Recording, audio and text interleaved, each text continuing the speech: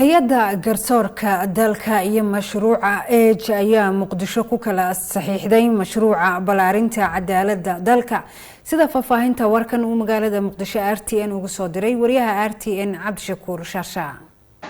gudoomiyaha maxkamadda sare ee dalka iyo Antonio Bastana oo ah madaxa barnaamijka balaarinta cadaaladda ee loo yaqaan EAJ ayaa magaalada muqdisho ee caasimadda dalka ku kala saxiixday heshiis wada shaqayn oo sal u ah balaarinta helitaanka cadaaladda oo ay ka wada shaqayn doonaan hay'adaha cadaaladda ee dalka iyo mashruuca EAJ.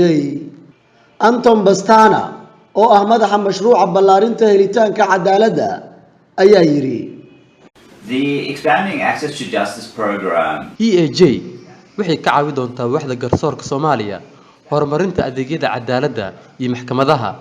waxaan ku caawin doonaa tababaro taageero dhinaca farsamada ah qalab iyo horumarinta xiriirka maxkamadaha iyo bulshada. Baasha Yuusuf Axmed gudoomiyaha maxkamadda sare ee dalka ayaa ka waramaya heshiiskan uu saxiixay iyo waxa looga gol leeyahay.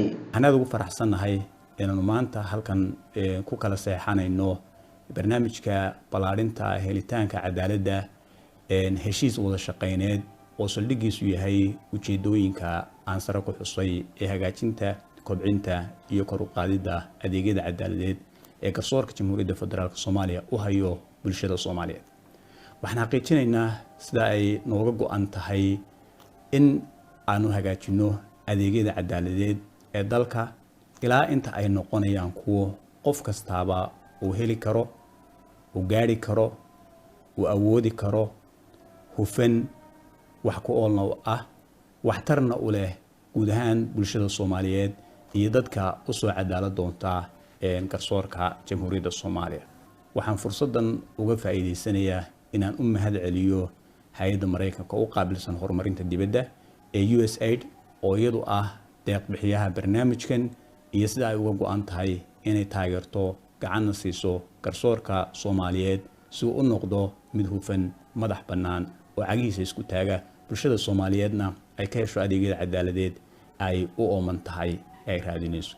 muddooyinkan dambe madaxda garsoorka dalka ayaa waday qorshe eexda cadaaladda looga suulinayo xilli lagu xanto garsoorka dalka musuq eex iyo ka run sheegid la'aan xukuumadda joogtada ay ridaan.